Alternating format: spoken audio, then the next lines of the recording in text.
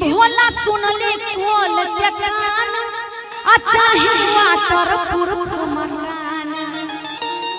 अरे जिया कि भोला सुनले खोल के कान अच्छा ही वाटर पुरफ मकान। आता बुका बोले तनाए जीवा सपा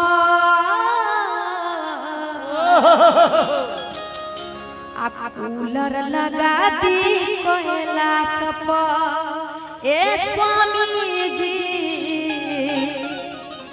कूलर लगा दी कैलाश पर। मैडम सबको क्यों भेज दिए? भजन में वो लोग बाबा के भक्त नहीं है क्या? हाँ सो तो है, बुला ले क्या? मतलब लिखा हुआ है कि लोक गीत में डांस होगा। हाँ तो थोड़ा सा भेज दिया कि दे हाथ सोच कर लेगी, इसके बाद तो फिर टेर होना ही पड़ेगा। अच्छा आइए भजन। कि भोला सुन ले खोल के कान चाहे वाटर पुरफ मकान। भोला सुन ले खोल के कान चाहे वाटर पुरफ मकान।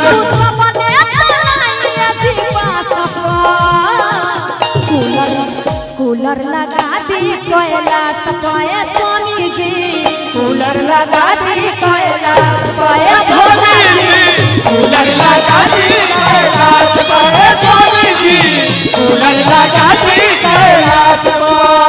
भोला सुन ले खोल के कान चाहे वाटर पुरफ मकान। भोला सुन ले खोल के कान चाहे वाटर पुरफ मकान। भोला सुन ले खोल के कान चाहे वाटर पुरफ मकान। भोला सुन ले खोल के कान चाहे वाटर पुरफ मकान।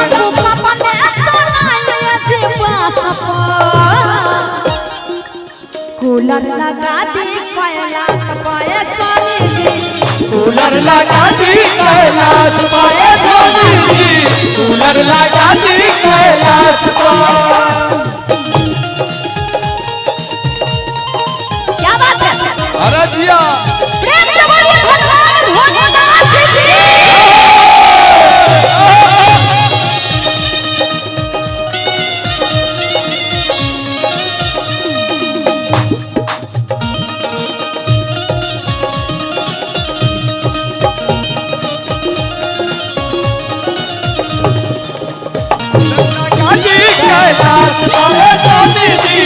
कूलर लगा दी कैलाश पर।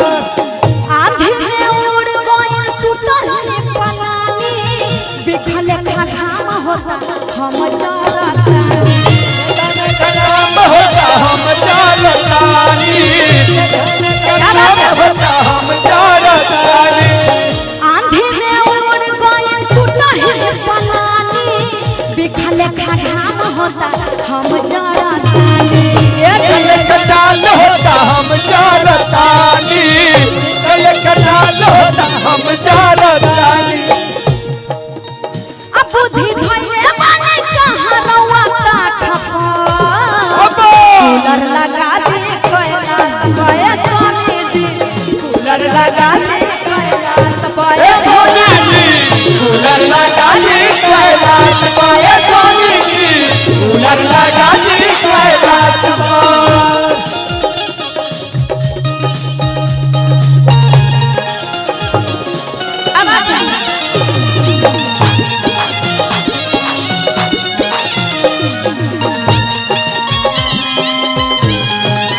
अरे जियो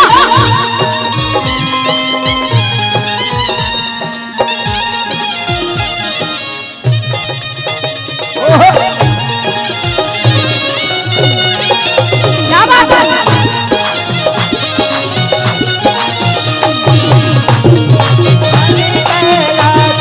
स्वामी जी कूलर लगा दी कैलाश पर। लक्ष्मी के सैया जी बनवले बारे मोहन रउआ न सुनीला हमरा कह। रउआ न सुनीला हमार कहल रउआ न सुनीला हमार कहल। लक्ष्मी के सैया जी बनवले बारे मोहन रउआ न सुनीला हमरा कह। रउआ न सुनीला हमार कहल रउआ न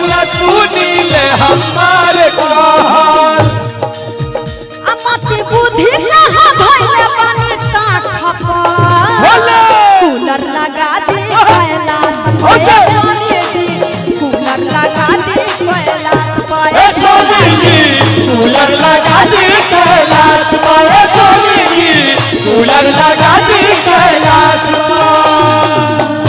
भोला सुन ले खोल के कान चाहे वाटर प्रूफ मकान